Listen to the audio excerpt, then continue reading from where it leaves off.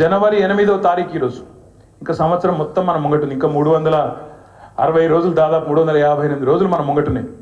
ఈ 350 రోజులు మనం చేయాల్సిన పనుల్లో ఒకటే, రైతు భరోసా విషయంలో రేవంత్ రెడ్డి చేస్తున్న మోసాన్ని ప్రతి రైతుకు అర్థమయ్యే విధంగా అరటి పండు ఒలిచి నోట్లో పెట్టినంత మంచి సులువుగా ఇంటింటికి, గల్లి గల్లికి, గడప గడపకు పోయి రైతులకు జరుగుతున్న మోసం చెప్పాలి.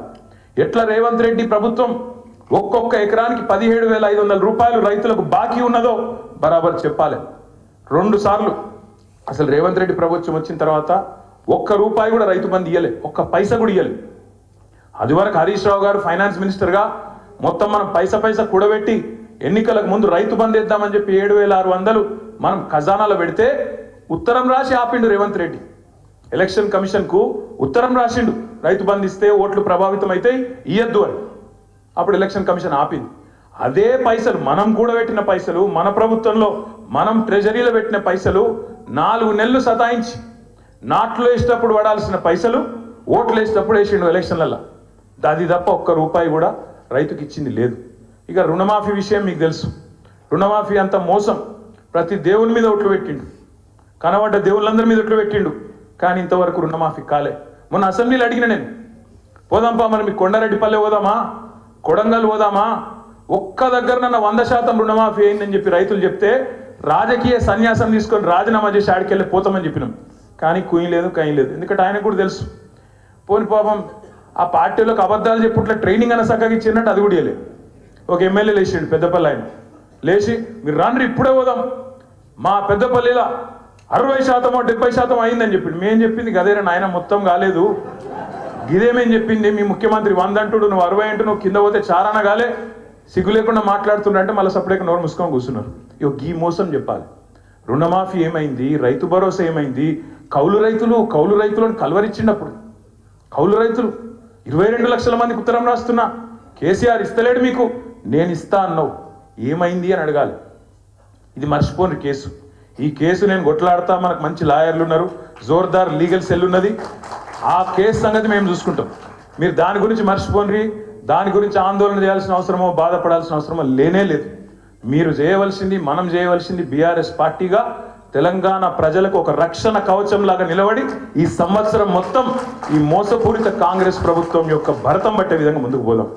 కౌలు రైతుల గురించి మాట్లాడదాం, రైతు కూలీల గురించి మాట్లాడదాం, రైతన్నలకు జరుగుతున్న మోసం, రైతు భరోసా విషయంలో 15,000 అని చెప్పి వరంగల్లో రైతు డిక్లరేషన్ అని చెప్పి నువ్వు చెప్తే నమ్ముతలేరని చెప్పి రాహుల్ గాంధీని తీసుకొచ్చి, ప్రియాంక గాంధీని తీసుకొచ్చి వాళ్ళ నోటంబడ కూడా అబద్ధాలు చెప్పించి ఇవాళ గొంతు కోసినావు కదా రైతులది, దాని గురించి మాట్లాడదాం. ఉద్యోగస్తులకు ఇవాళ భూమితోని సంబంధం కట్ చేస్తున్నావు. ఉద్యోగస్తుడైతే ఆయన కట్ చేయన్న వెంటనే రైతు బంధు, ఆయన మరి రైతు బిడ్డ కాదా? రైతు బిడ్డకు రైతుతోని భూమితో సంబంధం కట్ చేస్తావా? వాళ్ళ అమ్మనో నాయననో చేస్తున్నారు వ్యవసాయం, నీకేం వచ్చింది? కట్ చేస్తా అంటాడు. రుణమాఫీ ఇవాళ ఎక్కడ కూడా ఏ ఊరికన్నా పోదాం, చారాననో 30 పైసలు అయింది, ఇంకా 70 పైసలు బాకీ ఉన్నాడు, చేస్తలేడు. అందులో కూడా మళ్ళీ కట్టింగ్లు పెడుతున్నాడు. ఉద్యోగులకు పిఆర్సీ లేదు. ఇప్పుడే నేను చూసిన ఇక్కడికి వచ్చినప్పుడు నేను, హరీష్ రావు గారు, ఒక ఏఎస్ఐ మహబూబ్నగర్, ఆయన పేరేందో సాదిక్ ఖాన్ ఏదో ఉంది, ఖాన్ సాబ్ సాదిక్ అలీ, ఆయన ఇప్పుడే ఒక వీడియో పెట్టిండు. పాపం రిటైర్ అయిందట, 8 నెలలు అయిందట, బుడ్డ పైస వస్తలేదు, పెన్షన్ వస్తలేదు, సత్యపిక్తున్నా, నేను పోతున్నా, రేవంత్ రెడ్డికి వీడియో పెడుతున్నా అని చెప్పి ఆత్మహత్య చేసుకుంటున్నాను ఇప్పుడే వీడియో పెట్టిండు.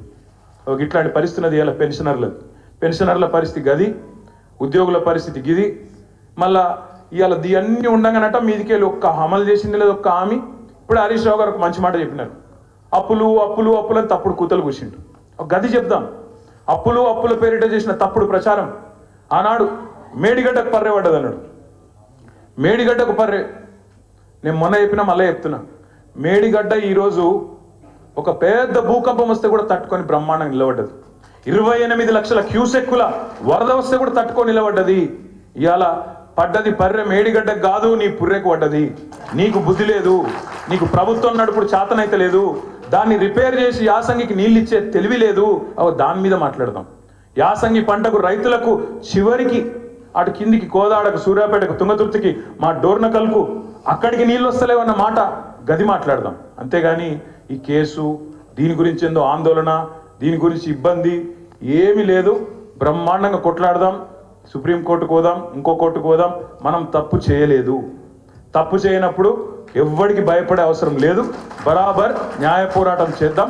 హైదరాబాద్ ప్రతిష్ట పెంచడానికి, తెలంగాణ ప్రతిష్ట అంతర్జాతీయంగా ఇనుమడింపజేయడానికి ప్రయత్నం చేసినాం తప్ప ఒక రూపాయో అర పైసనో ఇందులో అవినీతి లేనే లేదు. కాబట్టి ఎవ్వరు ఏమన్నా మీరు పట్టించుకునే అక్కర్లేదు. మనం చేయాల్సిన పోరాటం రైతుల గురించి, 4000 పెన్షన్ల కోసం ఎదురు చూస్తున్న అవ్వ తాతల గురించి, అదేవిధంగా తులం బంగారం ఇస్తానని చెప్తే నమ్మి ఓటేసిన ఆడబిడ్డల కోసం, అదేవిధంగా 2500 మహాలక్ష్మి అని చెప్తే కొంతమంది తల్లులు ఎవరైతే మోసపోయినారో వాళ్ళ గురించి మాట్లాడదాం. ఈ సంవత్సరం మొత్తం ఆ పని చేద్దాం.